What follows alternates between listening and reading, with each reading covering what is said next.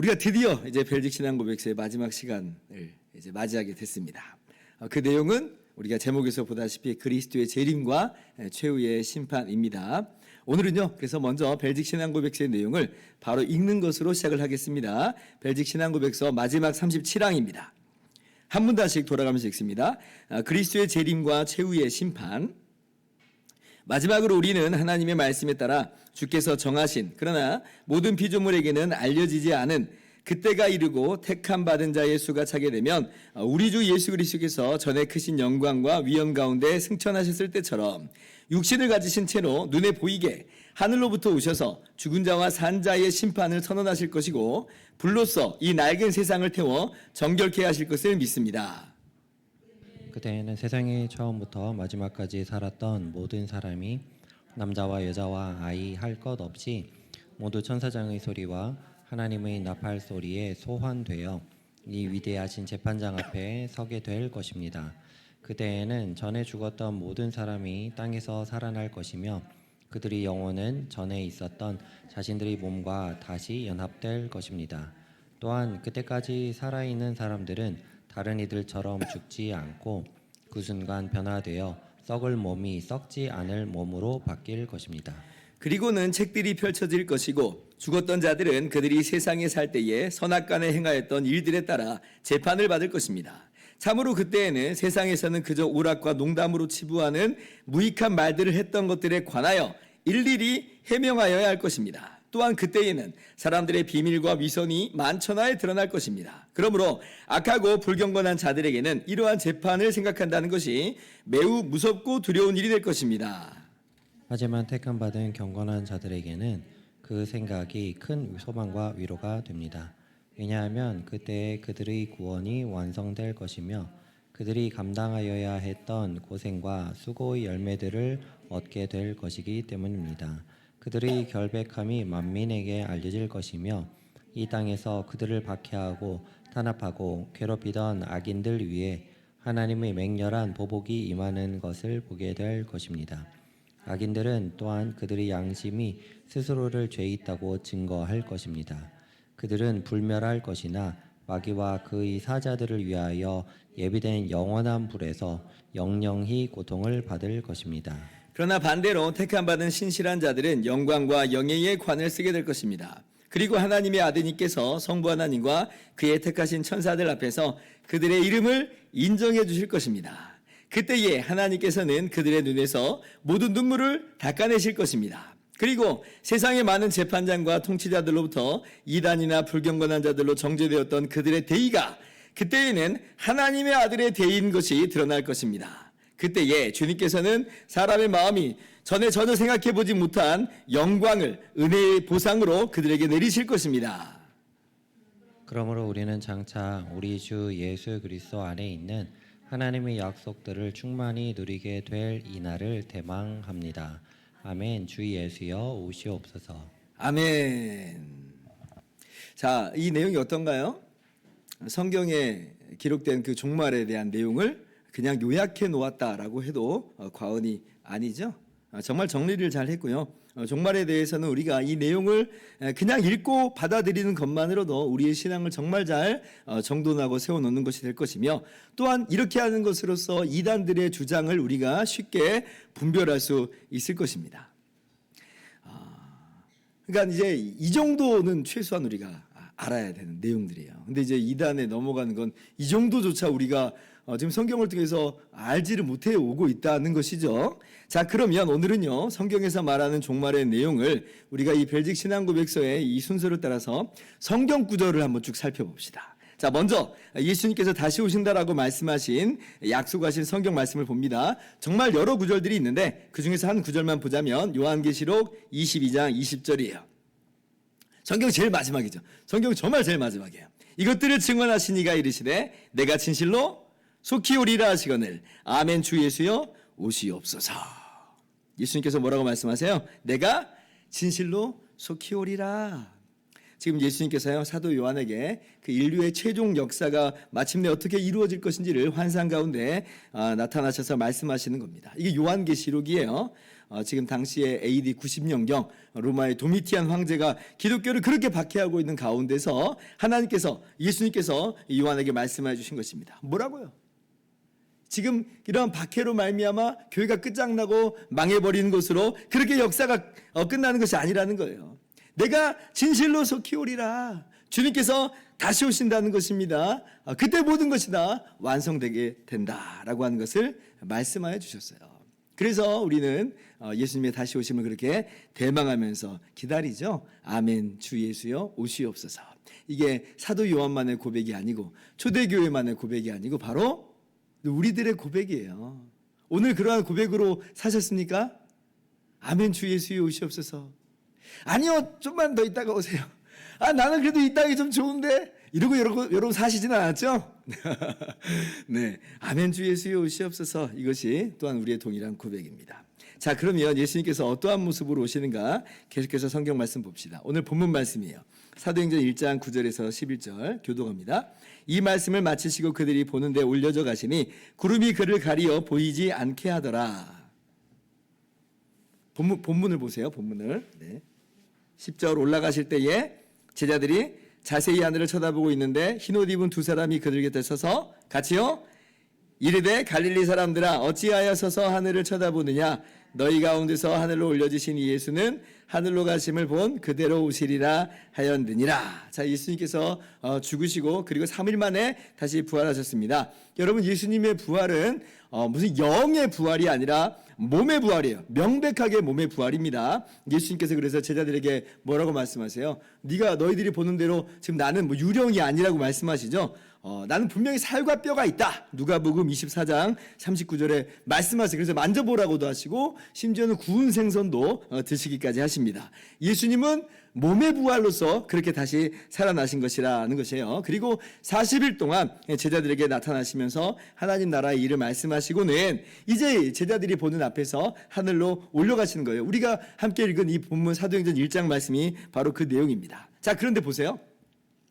제자들이 보는 데서 올라가셨다 그러죠. 예수님이 제자들이 보는 데서 올라가셨어요. 이게 무슨 환상을 보았다는 게 아니에요. 제자들이 육안으로 그냥 우리의 눈으로 보는 데서 올라가신 것입니다. 그리고 이제 예수님이 지금 그 몸을 부활의 그 몸을 벗어버리고 올라가셨다 이런 내용도 전혀 없어요. 부활의 몸 그대로 올라가신 것이라 우리가 알 수가 있는 거죠. 물론 이제 예수님이 그러면 어디로 올라가신 것이냐 그거는 몰라요. 구름이 이제 가렸다 하니까 우리가 알지를 못합니다. 그래서 승천하신 예수님이 이 우주의 어느 곳에 있는 것 아닌가? 아니요, 그렇지 않을 거예요. 그렇지 않을 거예요.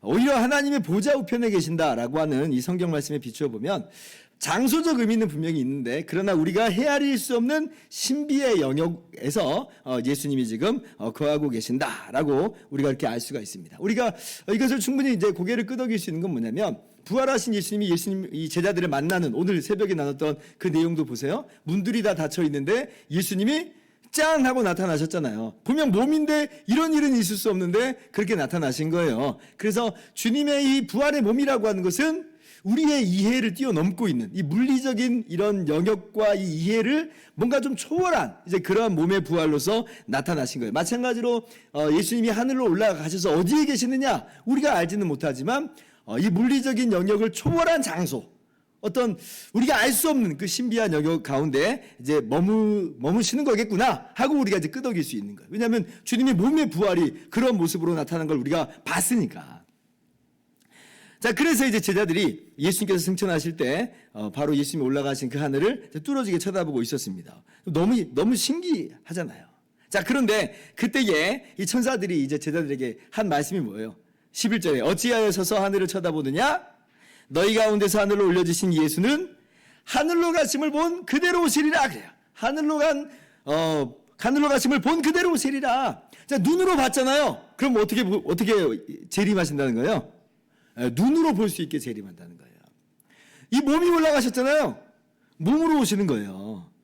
그래서 여러분 이 땅에 수많은 재림 예수들, 이단 사이비들 다 가짜입니다. 왜 그래요? 그들이 하늘로서 내려왔어요? 생각해 보세요. 하늘로 가심을 본 그대로 오신다고 했는데 내가 재림 예수한 사람들이 그렇게 왔어요? 전혀 그렇지 않아요. 응애하고 태어났단 말이에요. 그것만 봐도 나 가짜구나, 이단이구나, 사이비구나 우리가 분명히 알 수 있는 거예요. 또 어떤 이단 사이비들은 뭐라고 그래요? 예수님이 영으로 오셔서 내가 재림 예수의 영을 받아서 그래서 내가 재림 예수다 이렇게 말하는 사람도 막 있어요. 뭐예요? 다 가짜예요. 왜 그래요? 아니 몸으로 오시잖아요. 몸으로. 영으로 오시진 않아요. 성령을 보내주신 것은 있지만 그건 우리 모든 신자들이 예수님을 믿는 것으로 주님의 영을 받아서 주님의 한 몸이 된 거예요. 그거는 뭐 어느 한 사람 특정적인 사람이 아니라 모든 믿는 사람이 교회로서 다 그렇게 성령을 받은 거예요. 그거 가지고 근데 재림 예수라고 하는 건 너무 웃긴 얘기, 코미디 같은 얘기고 그리고 그래서 내가 재림 예수다? 말도 안 되는 이야기죠. 우리의 눈으로 볼 수 있게끔 오시고 부활의 몸 그대로 오신다라고 하는 것이 오늘 성경의 이야기입니다. 벨직 신앙고백서에서 그래서 그 얘기를 분명히 하는 거예요. 첫 번째 문단 가운데쯤 보세요. 육신을 가지신 채로 그죠? 눈에 보이게 하늘로부터 오신다. 그래서 우리가 분명히 알아야 됩니다. 예수님의 재림은 몸으로 다시 오시는 사건이에요. 누구나 다 알 수 있게 오시는, 볼 수 있게 오시는 공개적 사건이다. 마태복음 24장 27절 번개가 동쪽에서 나서 서편까지 번쩍임같이 인자의 임함도 그러하리라. 그러니까 막 여기 내가 여기 예수가 있다, 저기 예수가 있다, 내가 재림 예수요, 내가 재림 예수요 하는 이 모든 것들 말세에 그런 사람들이 일어난다고 했어요. 예수님이. 근데 미혹되지 말라는 거예요. 왜? 예수님은 육신으로 하늘로부터 모든 사람이 다 볼 수 있고 알 수 있게 공개적으로 오실 것이기 때문에 그렇습니다. 정말 미혹이 많은 시대인데 여러분 우리가 모두 다 성경 말씀에 견고히 서실 수 있기를 바랍니다. 자, 그러면 언제 오시는가? 예수님께서 속히 다시 오신다 했어요. 예, 그것만 우리가 그 정도만 알면 됩니다. 속히 다시 오신다. 그날과 그때는 아무도 모르고 그리고 우리가 알려고도 하지 말아야 돼요. 추측하는 것도 다 우리가 하면 안 됩니다. 왜냐하면 사람들이 어떻게 해서 다 헷가닥 넘어가자면 추측하다 넘어갑니다. 추측하다 보니까 저 점점 더 그럴듯한 거예요. 자기가 얘기해놓고 자기가 그럴듯해. 그러니까 이거다! 라고 말하면서 그렇게 이단으로 넘어간 사람들이 허다하게 많아요. 성경은 분명히 말씀합니다. 마태복음 24장 36절 그러나 그날과 그때는 아무도 모르나니 하늘의 천사들도 아들도 모르고 오직 아버지만 아시느니라. 하나님 가려놓으셨어요. 하나님 아버지의 주권 가운데 두셨어요. 우리가 오늘 읽었던 본문 말씀 사도행전 1장 6절 7절도 한번 봐보세요. 그들이 모였을 때 예수께 여쭈어 이르되 주께서 이스라엘 나라를 회복하심이 이때니까 하니 7절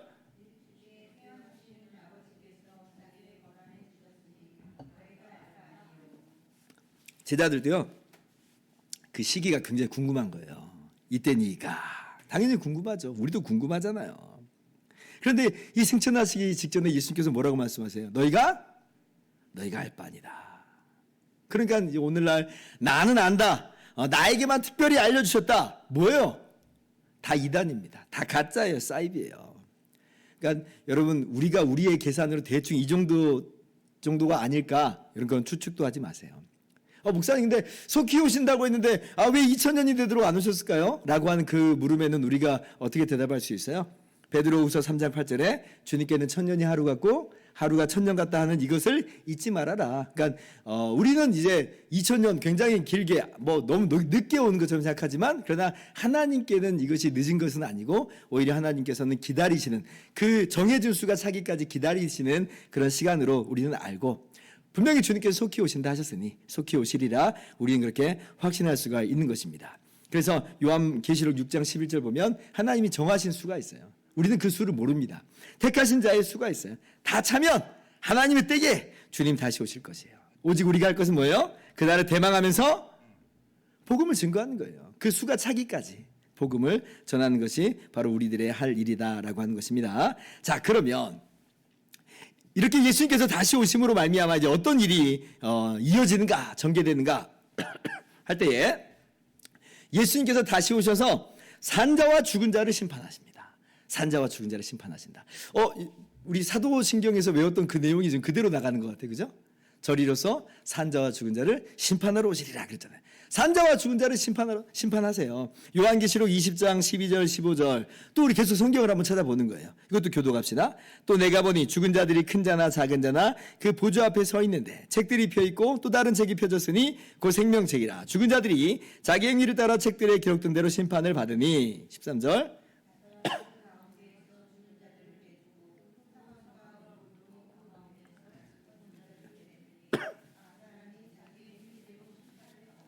사망과 음부도 불못에 던져지니 이것은 둘째 사망 곧 불못이라.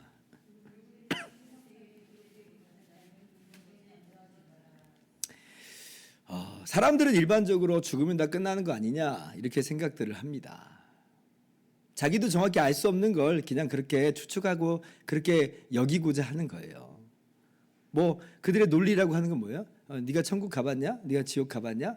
보지 못했으니까 이제 알 수 없다라고 하는 건데, 그거는 자기의 작은 이해 속에서의 이 논리뿐이지 그것을 넘어서는 것은 본인도 알 수 없는 거예요. 알 수 없는 걸 가지고 마치 확증된 것처럼 그렇게 이야기하는 것이야말로 굉장히 어리석다. 사실 그렇잖아요. 우리가 감각하는 것이 얼마나 제한되어 있습니까? 우리가 보는 것도 가시광선이라고 하는 것으로 제한되어 있을 뿐이고, 우리가 듣는 것도 가청 주파수라고 하는 것으로 제한될 뿐이에요. 우리의 오감이라고 하는 게 전부라고 어떻게 우리가 우리가 다 장담할 수가 있는 것인가? 그러니까 우리의 작은 이해와 제약 가운데 있다는 걸 우리가 알아야 되는데, 네가 봤어? 이런 것으로 마치 이제 확증된 것으로 이야기한다고 하면 이게 얼마나 어리석은 이야기인가? 오히려 성경은 그렇게 이야기하지 않아요. 성경에서는 우리가 알 수 없는 것을 분명히 알려주세요. 뭐예요? 죽으면 다 끝난다는 거 아니죠. 뭡니까? 다 다시 일어난다. 다 다시 일어난다. 예수님 믿고 죽은 사람만 다시 일어나는 게 아니라 예수님 안 믿고 죽은 사람도 다 다시 일어난다 말씀이에요. 이게 성경이 일관적으로 이야기하는 것이에요.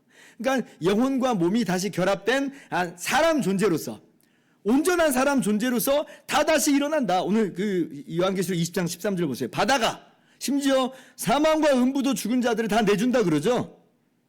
너무 신기한 표현이에요. 사망과 음부에 있다 그러면 이미 심판받은 거 아니에요? 아니 근데도 내준다는 거예요. 이게 무슨 얘기예요? 그 몸이 부활한다는 겁니다. 안 믿는 사람의 몸도 부활합니다. 그래서 어떻다는 거예요? 그들의 행위대로 참되고 영원한 최종적인 심판을 받는다는 것이에요. 그래서 예수님께서 요한복음 5장 29절에 분명하게 이렇게 말씀하시죠. 선한 일을 행한 자는 생명의 부활로, 악한 일을 행한 자는 심판의 부활로 나오리라. 그러니까 예수님 믿는 사람만 지금 몸이 일어나는 게 아니라 믿지 않는 사람도 다시 일어나는, 몸이 이제 다시 일어나는 그 일을 맞이하게 된다는 겁니다. 이것이 성경의 이야기예요. 이거는 예수님 믿는 사람들도 잘 몰라 하더라고요. 우리만 부활하는 거 아닙니까? 아니 그러지 않아요. 물론 우리는 영광의 몸으로 일어나요. 그런 차이가 있어요. 그러나 몸이 일어난다는 측면에서는 모두 다 경험하는 겁니다. 우리는 영광의 몸으로, 그리고 믿지 않는 사람들은 심판의 부활로 일어난다라고 하는 것이죠. 그래서 이 다 몸이 일어나서 그들의 행위대로 심판을 받는다 말씀이에요. 행위대로 심판을 받는다. 이게 무슨 얘기입니까? 하나님의 공의가 이 최후의 심판대에서 완전하게, 완벽하게, 너무나 공정하게, 최종적으로 각 사람에게 선고된다는 것이에요. 여러분, 이 땅에서는 어떻습니까? 이 땅에서는 하나님께서 세우신 이 세상 정부가, 우리가 배웠잖아요. 세상 정부가 공의를 집행을 합니다마는, 그러나 그들이 집행하는 공의조차도 많이 왜곡되고 불명료하고 부족하고, 때로는 그 결과가 뒤집히기도 하고 무시되는 그런 일을 만나게 됩니다. 뭐 세상 정부뿐 아니라 우리의 살아가는 많은 순간순간 얼마나 우리가 억울한 일을 많이 겪어요. 지금 이제 이 벨직 신앙고백서는 종교개혁 당시인데, 종교개혁자들이 이제 성경대로 우리가 믿어야 됩니다라고 할 때 로마 카톨릭에 의해서 엄청난 핍박을 받죠. 정말 수많은 사람들이 죽임을 당합니다. 억울함을 당합니다. 이단 취급받고 그렇게 순교당하는 일이 비일비재하게 있게 되었어요. 그러나 자, 최후의 심판대에 어떤 일이 있다는 거예요. 지금 벨직 신앙고백에 그 얘기하는 거예요. 이 모든 것들이 다 바로잡혀진다는 거예요. 이 모든 것들이 바로잡혀진다. 모든 사람이 자기 행위대로 심판을 받는다. 이 땅에 왜곡된 모든 공의들, 이 땅의 모든 불명료한 공의들이 그때는 완전하게 하나님의 공의 앞에서 이렇게 진행되게 될 것이라는 것이. 그러니까 이것이 위로가 되는 거예요. 이 땅에서는 억울하게 정말 죽임을 당하고 핍박당하고 정말 억울하게 모욕당하고 조롱당하는 일이 있지만, 그러나 하나님이 뭐예요? 다 아신다는 거고요. 하나님이 뭐예요? 다 바로잡아 주신다는 거예요. 우리의 모든 눈물을 다 닦아주신다. 우리는 막 이 땅에서 억울해가지고 분하기도 하고 또 막 눈물도 흘려요. 너무나 분해가지고. 그러나 하나님이 다 바로잡아 주신다. 여러분, 이 심판은 말에 있어서도 책임을 져야 되는 심판인 거 아시죠? 우리의 했던 말들도 다 하나님의 심판대 앞에 섭니다. 마태복음 12장 36절 같이 읽어봅시다. 시작.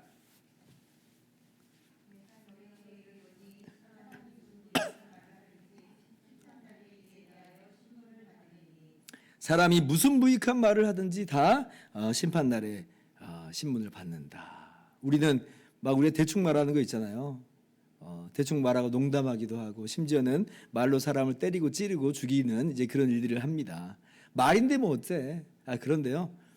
그 말로 인해서 하나님께서 심판하신다. 이 땅에서는 말 가지고 그렇게 심판하는 일은 별로 없는데 지금 행동이 개입이 안 됐으니까. 그러나 성경에서는 말로 하는 모든 것들도 다 심판을 받는다. 여러분, 그러니까 이 심판, 참 하나님의 심판 너무나 두렵죠. 우리의 모든 말과 우리의 모든 행동이 다 심판을 받으니까요. 나만 알고 있는 그것도 그날에는 다 드러납니다. 다 발가벗겨져서 나타나요. 모든 위선과 모든 가면들이 다 나타나요. 다 공개돼요. 그러니까 한편으로는 참 너무 두려운 시간이에요. 너무나 부끄럽고 너무나 수치스러운 그런 시간이 될 거라고 저는 생각을 합니다. 야, 이거 어떻게 그 심판대 앞에 누가 감히 설 수 있는가? 아마 그럴 것이에요.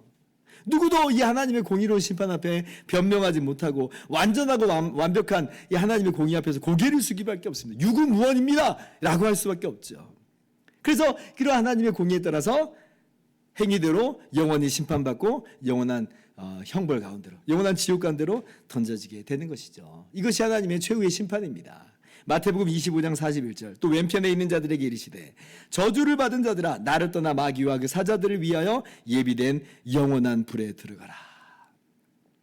그 행위대로 죄값을 받고 그 죄로 말미암아 영원한 불에 던져지는 것이 이 궁극적인 운명으로서 인류에게 놓여져 있다. 참 너무나 두렵습니다. 여러분, 이 지옥은요, 마귀가 다스리는 왕국이 아니에요. 그거는 무슨 불교적인 그런 개념입니다.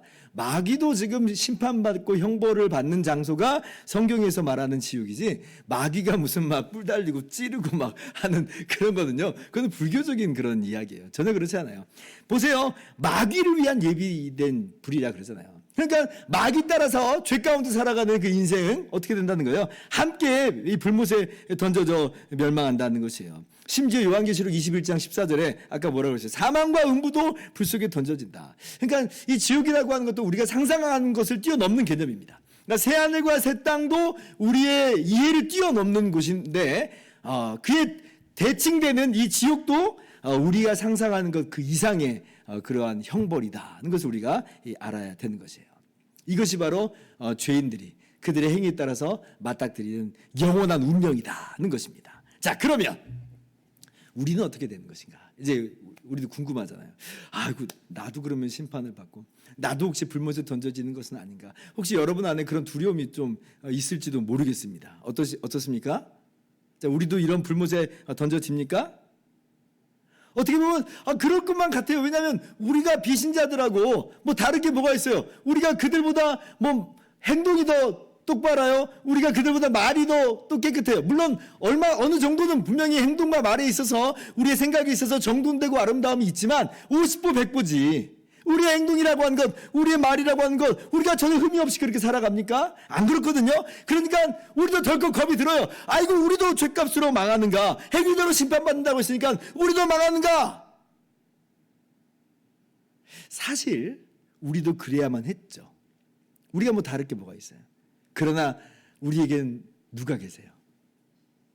중보자가 계세요. 우리에게는 중보자가 계신다. 죄인인 우리에게 우리 죄를 다 담당했노라고, 그래서 내가 다 이루었나라고 말씀하시는 중보자가 계세요. 우리가 배웠잖아요. 주일날 주님의 십자가에서 예수님 뭐라고 말씀하세요? 다 이루었다. 예수님이 내가 목마르다 하시면서 우리의 모든 죄와 우리의 모든 형벌을 다 받으시면서 내가 다 이루었다 말씀을 해주셨어요. 우리에게는 중보자가 계신다. 그래서 우리는 그 중보자로 말미암아 심판날에 죄 없다함으로 인정받아요. 우리가 정말 그렇게 죄 문제를 우리 스스로 해결해서 없다는 얘기가 아니라 우리는 여전히 죄인인데, 그러나 우리와 하나가 되어주신, 우리의 머리가 되어주신 예수님 안에서 우리가 발견되는 거예요. 그래서 의롭다함으로 발견됩니다. 중보자께서 우리를 위해서 대언하세요. 변호하세요. 그러니까 우리에게는 결코 정죄함이 없는 것이고 우리는 심판을 면하게 됩니다. 이 기가 막힌 은혜가 최종적으로 우리가 만나게 되는 그런 시간이에요. 로마서 8장 1절 2절 우리가 너무나 잘 알고 있는 정말 너무나 감사한 말씀이죠. 같이 한번 읽어봅시다. 시작. 그러므로 이제 그리스도 예수 안에 있는 자에게는 결코 정죄함이 없나니 이는 그리스도 예수 안에 있는 생명의 성령의 법이 죄와 사망의 법에서 해방하였음이니라. 아멘. 그리스도 예수 안에 있는 자에게는 결코 정죄함이 없다니. 그러니까 우리가 막 마음대로 죄 짓고 살자 이 얘기가 아니라 최후의 심판대 앞에, 이 땅에서는 물론이고 최후의 심판대 앞에서 정죄함이 없는 모습으로 우리가 나타나게 된다는 거예요. 이 얼마나 기가 막힌 은혜예요. 예수님이 우리의 중보자로서 우리의 대언자가 되어주세요. 주님의 십자가 공로로 우리를 위해서 변호하시고 간구하십니다. 그날에 예수님이 내가 압니다. 내가 이를 압니다. 나의 양입니다. 나의 몸입니다. 라고 말할 때 우리는 그 안에서 정말 부끄러움과 수치도 우리도 고개를 숙이고 있을 때에 내가 너를 안다 고개를 들라 할 때 우리가 고개를 들면서 오 주님 하면서 정말 감사와 감격 속에 있을 것이에요. 마태복음 10장 32절 누구든지 사람 앞에서 나를 시인하면 나도 하늘에 계신 내 아버지 앞에서 그를 시인할 것이요. 우리가 믿음 지키면서 살아가는 이 삶이 헛되지 않습니다. 우리도 나도 그냥 세상 편 할까? 주님 몰라라 하고 세상 편하고 이 땅에서 그냥 잘 먹는 삶으로, 잘 먹고 잘 사는 삶으로 나도 그냥 그렇게 가버릴까? 여러분 그렇게 주님을 부인하는 순간 그날에 주님이 나도 모른다 이렇게 하시겠죠. 근데 우리가 이 땅에서는 많은 어려움을 겪을지라도 그래도 주님이 나를 위해서 십자가에서 죽으시고 부활하심으로 나를 주님의 것 삼으셨으니 나는 주님을 따라가 살겠습니다 라고 믿음 지키면서 살아갈 때 우리 주님께서 그날에 내가 너를 안다 라고 말씀하시는 거죠. 그래서 이게 얼마나 큰 은혜가 되고 위로가 되는지. 그러니까 믿음을 지키면서 살아가는 삶은 여러분 너무나 복된 삶입니다. 그거 지금 막 어디 이제 구석에 찌그러져서 아주 불쌍하게 사는 게 아니고요. 정말 너무나 애처롭게 살아가는 인생이 아니고 여러분 그게 진짜 복된 인생이에요. 그게 진짜 행복한 삶이라는 걸 기억해야 됩니다. 그러니까 눈에 보이는 것으로 판단하고 눈에 보이는 것으로 그렇게 우리가 생각을 해서는 안 될 것이에요. 세상에서는 마치 찌그러져서 살아가는 인생처럼 보일 수 있겠지만 그렇게 재미가 없이 살고 아니 그렇게 정말 너무나 불쌍하게 살아 라고 말하겠지만 여러분 그것이야말로 진짜 복된 삶이에요. 주님을 시인하면서 살아가는 삶이야말로 정말 복된 삶이라고 하는 것입니다. 오히려 이 땅에서 정말 이것이 전부인 것인 것 마냥 살아가는 그 사람들은요 여러분 그거 다 불타버릴 거예요. 다 썩어버릴 거예요. 여러분 그것이 어떻게 증명되냐면 100년만 살아보세요. 증명됩니다. 왜? 우리가 죽을 때에 다 싸들고 가요? 못 싸들고 가잖아요. 이 땅에서도 우리가 정말 못 싸들고 간 게 증명될진데 주님 다시 오실 때에 그게 내 것이었다고 뭐 어떻게 말할 수 있겠어요. 근데 그게 진짜 전부인 것인 것 마냥 따라간다고 하면 그거야말로 세상의 가장 어리석은 모습이다라고 하는 것입니다. 그래서 우리가 그날에 주님께서 우리의 중보자가 되셔서 우리를 주님의 나라로 인도하심을 우리가 바라보면서 정말 성공적인 인생, 이 믿음을 지키면서 살아가는 인생, 주님의 말씀을 우리가 듣고 따라가는 이 거룩한 삶의 모습으로 살아가시는 저와 여러분 다 되기를 주님의 이름으로 축원합니다. 자, 그리고 이제 우리가 어떻게 되는가? 그렇게 우리의 중보자가 되셔서 우리 주님께서 최후의 심판 때 우리를 변호하시고 그렇게 우리가 거저 의롭다함을 얻는 사람으로 나타난 그때에 이제 우리가 어떻게 되는가 할 때 우리가 다 알죠. 어떻게 됩니까? 우리는 새하늘과 새 땅으로 정말 영광의 나라로 주님과 함께 영원히 왕노릇하면서 극치에 이 기쁨과 평강을, 정말 극치의 복락을 누리게 될 것이에요. 요한계시록 21장 3절부터 5절 교독합시다. 내가 들으니 보좌에서 큰 음성이 나서 이르되 보라, 하나님의 장막이 사람들과 함께 있으며 하나님이 그들과 함께 계시리니 그들은 하나님의 백성이 되고 하나님은 친히 그들과 함께 계셔서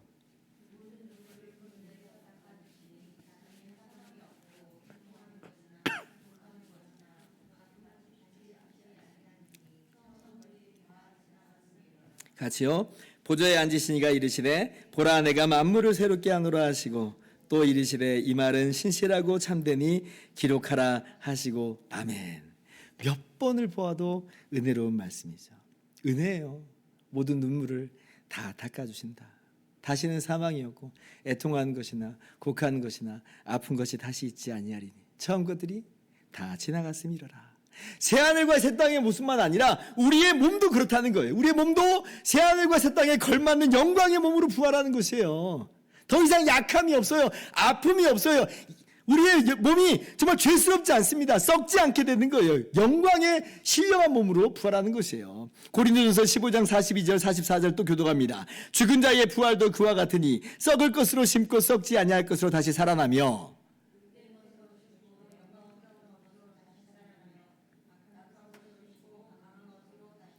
같이요. 육의 몸으로 심고 신령한 몸으로 다시 살아나나니 육의 몸이 있은즉 영의 몸도 있느니라. 아멘. 썩지 않는 몸으로, 영광의 몸으로, 강한 몸으로, 신령한 몸으로 우리는 부활을 맞이하게 되고 그렇게 우리가 영광의 나라 새하늘과 새 땅에 영원히 주님과 함께 교제하면서 함께 왕노릇하는 은혜를 누린다라고 하는 것이에요.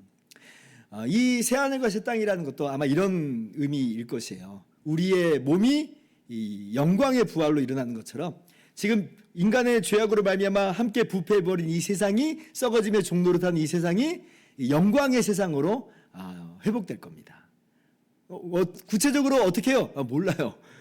우리가 다 설명할 수는 없지만 우리 영광의 몸이라는 것도 설명하지 못하는 것처럼 새하늘과 새 땅도 이 부활의 세상처럼 그렇게 나타나게 될 것이다.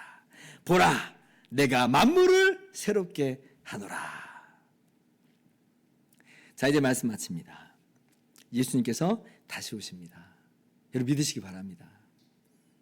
이미 죽은 성도들은 그날의 영광의 몸으로 다시 일어날 것이고 부활할 것이고 죽음을 맛보지 않은 채로 주님을 맞이한 성도들은 즉시로 변화하여서 그 영혼과 몸이 완전히 거룩하게 되어서 영화롭게 변화해서 주님을 맞이하게 될 것이에요. 이것이 우리의 최종 역사예요. 그러니까 우리는 대단한 사람들입니다. 우린 복된 인생을 살아가고 있는 사람들이라는 걸 분명히 알아야 돼요. 그러면 우리가 어떻게 살아가야 될까?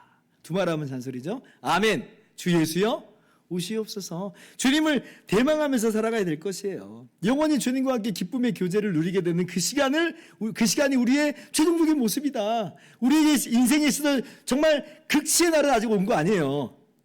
정말 극치의 날은 올 거예요. 그러니까 얼마나 사모가 돼요.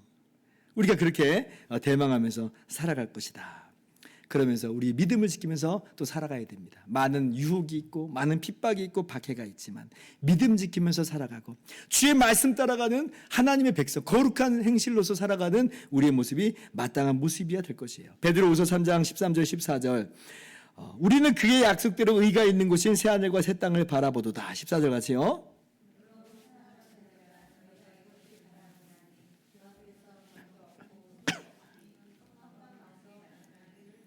그렇죠? 우리가 그렇게 살아가야 될 것이에요. 그리고 마지막 우리가 어떻게 살아야 될까 할 때 오늘 사도행전 1장 8절 오직 성령이 너에게 임하시면 너희가 권능을 받고 예루살렘과 온 유대와 사마리아와 땅끝까지 이르러 내 증인이 되리라 하신 말씀처럼 주님 다시 오실 때까지 이 은혜의 복음을 전함으로 말미암아 정말 택하신 자들이 우리가 전한 이 복음을 듣고 그렇게 주님의 백성이 되기를 우리가 힘써야 될 것입니다. 자, 마지막 성경 한 절 읽고 같이 마칩시다. 디모데후서 4장 7절 8절 나는 선한 싸움을 싸우고 나의 달려갈 길을 마치고 믿음을 지켰으니 8절